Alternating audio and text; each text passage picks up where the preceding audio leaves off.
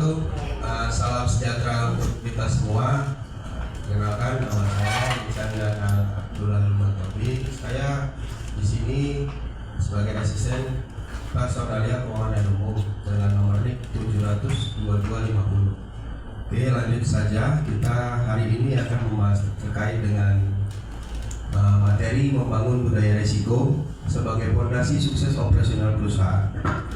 Nah, di sini materi ini disampaikan di tanggal 17 November. Saya hanya mereview ulang oleh Bapak Taufik Hidayat, Komite Pemantau Risiko Dekom Dewan Komisaris PTPN 1 Perkebunan PTPN 1 Perkebunan Nusantara 7 ya. Ini pemantau risiko Dekom PTPN 1, sorry. Oke, selanjutnya, nah apa itu risiko? Ada apa yang akan kita bahas hari ini? Ini ada 12 poin ya. Jadi yang pertama itu apa itu budaya risiko? Yang kedua budaya risiko dengan target perusahaan. Yang ketiga unsur-unsur budaya risiko. Yang keempat peran kita masing-masing. Yang kelima langkah penerapan budaya risiko sehari-hari di kebun. Kemudian bagaimana kita memantaunya. Yang ketujuh saluran pelaporannya seperti apa, tindakan perbaikan seperti apa, tantangan dan solusi penerapan budaya risiko seperti apa. Kemudian studi kasus contoh ya. Nah, kemudian yang setelah itu apresiasi dan penghargaan. Dan terakhir ini poin kunci. Oke, selanjutnya. Nah, ini ada yang tahu nih. Risiko itu apa? Risiko. Nah, risiko itu adalah hasil dari suatu ketidakpastian terhadap target. Nah, itu disebut risiko. Jadi kalau hal yang disebut risiko itu ketidakpastian, keraguan terkait dengan mencapai target, itu disebut risiko. Nah, definisi formalnya budaya risiko itu apa? Cara berpikir bertindak kita bersama dalam mengelola ketidakpastian risiko untuk mencapai tujuan. Ini sesuai dengan ISO 31000. Ya, jadi untuk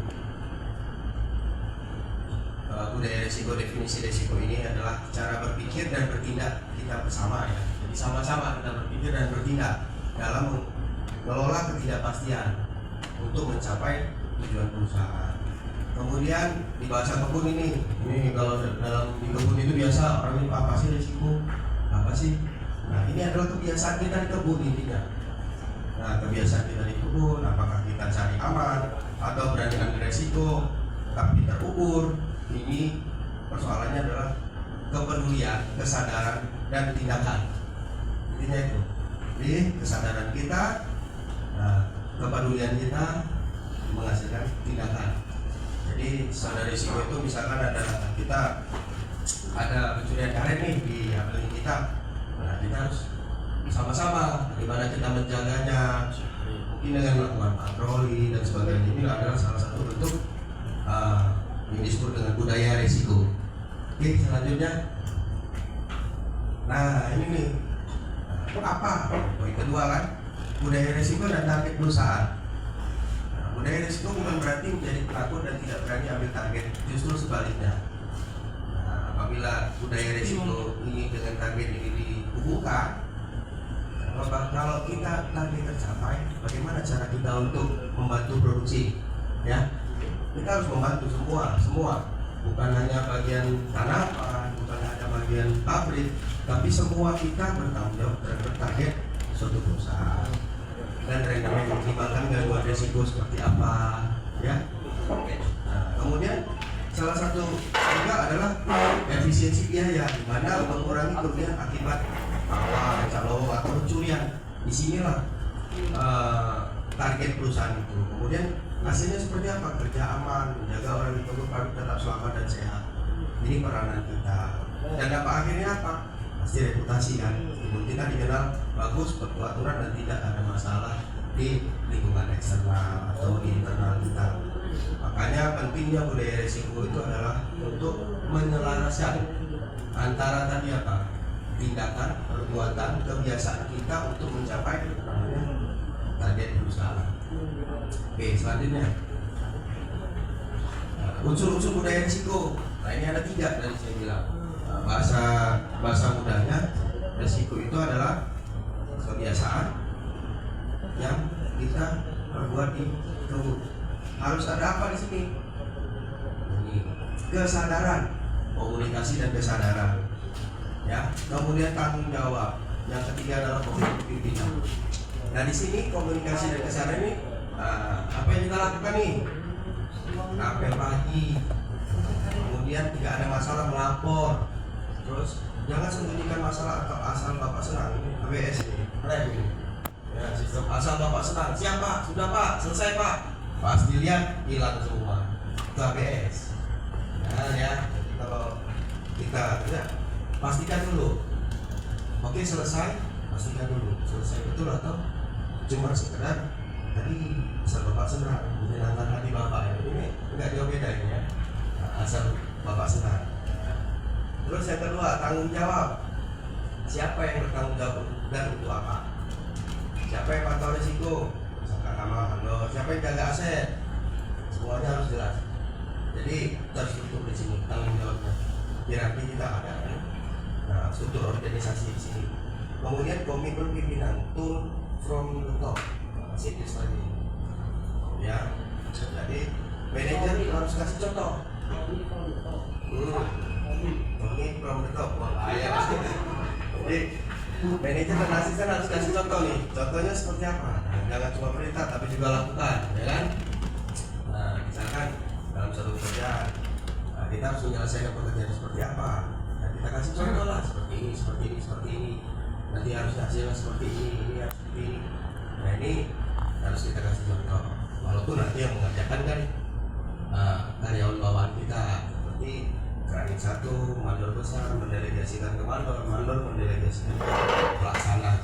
Itulah jenjang. Jadi semua unsur-unsur budaya risiko itu menyangkut komunikasi dan kesadaran, tanggung jawab serta komitmen pimpinan.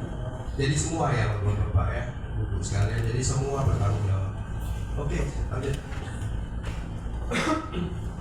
Nah ini nih, the IIN, peran kita masing-masing. The IIN RIS. Siapa IIN ini? Saya. The I in RIS berarti saya. Dan the IIN ya, bukan IIN. Saya dalam resiko. Peranan saya ini dalam suatu resiko apa? Nah, jadi kita kan di posisi penyadap, kemarin ada pengawas ya. Kalau di penyadap ini apa? Mata di lapangan. Lapor jika kondisi alat rusak, kondisi bahaya, miring atau tempat kerja tidak aman. Pakai APD. Nah ini kita mengingatkan di sini, mengingatkan pekerja kita, rekan kerja kita bahwa pentingnya kita melihat di lapangan itu seperti apa sih? Atau ada ular ya kan? Yang bahaya kan ular yang nyelip. Kalau dia nyelip matok biasanya kan. Ini harus lihat juga. Mungkin ada jurang-jurang kawan tadi saking seneng menghadap lupa dia lancar abas ya kan, bukan lancar lowong, lancar abas atau jurang ya kan. Nah ini. Kemudian ada mandor nih, pintu pertama.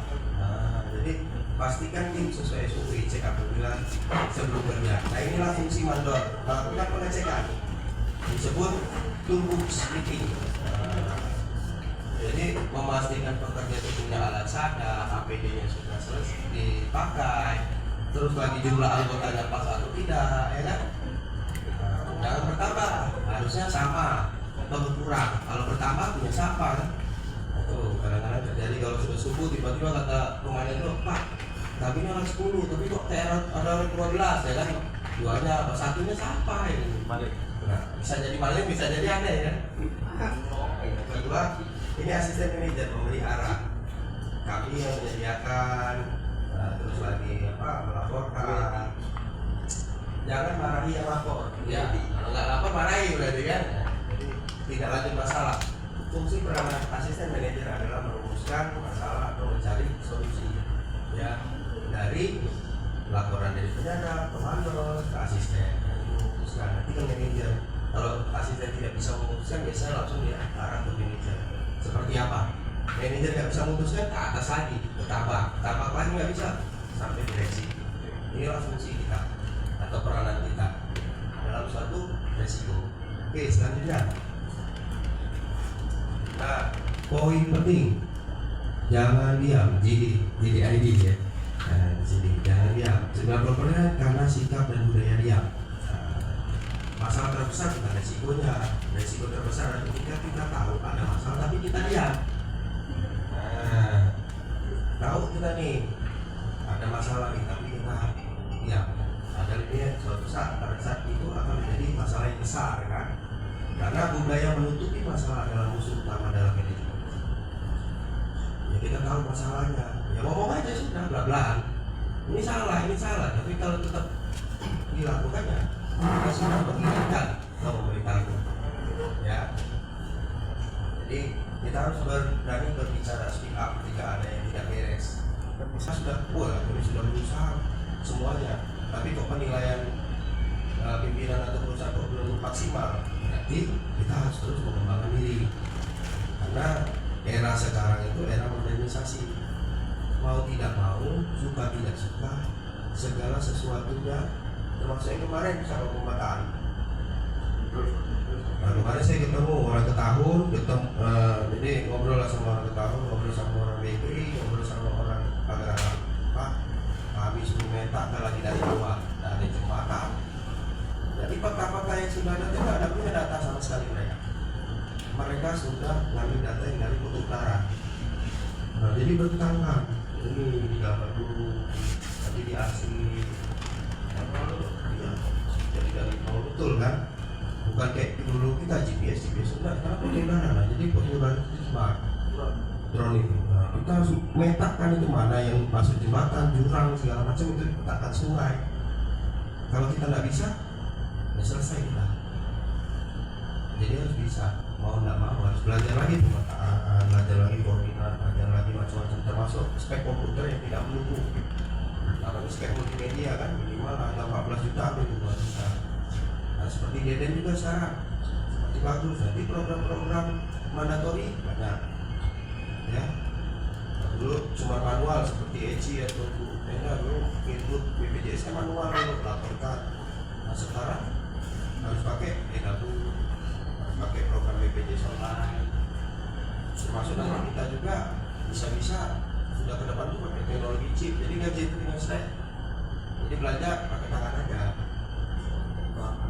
nggak pakai mata, sensor mata bisa, ya. Terus lagi mata maksudnya keranjang kan, jadi mata keranjang gitu kan.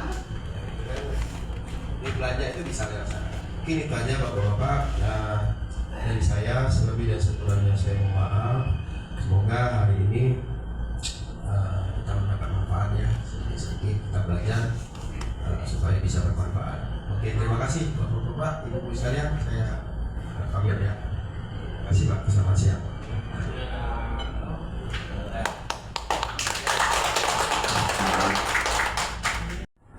Assalamualaikum warahmatullahi wabarakatuh.